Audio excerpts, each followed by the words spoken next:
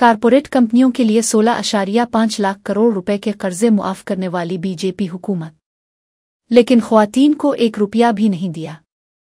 Gas की कीमत में 50 रुपए का इजाफा करके मोदी सरकार ने ख्वातीन पर महंगाई का बोझ डाल दिया।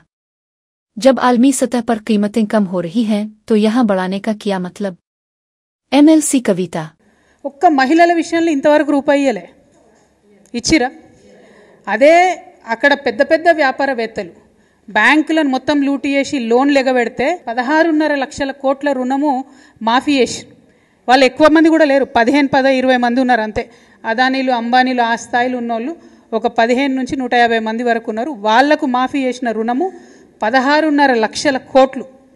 మనం ఇవాళ నేను మీ అందరి సమ్మతితోనే నేనేం అడుగుదాం అనుకుంటున్నా అంటే కేంద్ర ప్రభుత్వాన్ని 5 లక్షల రూపాయలు రాష్ట్ర ప్రభుత్వం వడ్డీ లేని రుణం ఇస్తుంది కదా, మిగతా 15 లక్షలకు కేంద్ర ప్రభుత్వాన్ని ఇవ్వమందాం. వాజిబే కదా నేను అడిగేది, వాజిబే. ఇప్పుడు ఎక్కువ కూడా కాదు, అది 1500 కోట్లేమో అవుతుంది మొత్తం సంవత్సరానికి.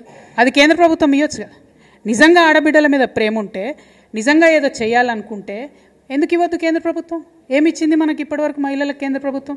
డైరెక్ట్ ఏమని ఇచ్చిందా? మళ్ళీ నిన్న కూడా గ్యాస్ సిలిండర్ ధర 50 రూపాయలు పెంచేసారు. అవునా కదా? ఎందుకు పెంచుతారో అర్థమవుతలేదు. అక్కడనేమో ఇంటర్నేషనల్ మార్కెట్లో రేట్లు తగ్గుతున్నాయి, వీళ్ళేమో పెంచుతున్నారు. ఎందుకు పెంచుతున్నారంటే మా మోడీ ఇంత గొప్పోడు అంత గొప్పోడు అంటారు. ఎంత గొప్పోడైతే మాకేంది భయ్, ఇంటికి 50 రూపాయలు పెన్షన్ మాకు టెన్షన్ పెడుతురు కదా. నేను అనేది ఏంటంటే కేంద్ర ప్రభుత్వం డైరెక్ట్గా ఇంతవరకు ఆడబిడ్డలకి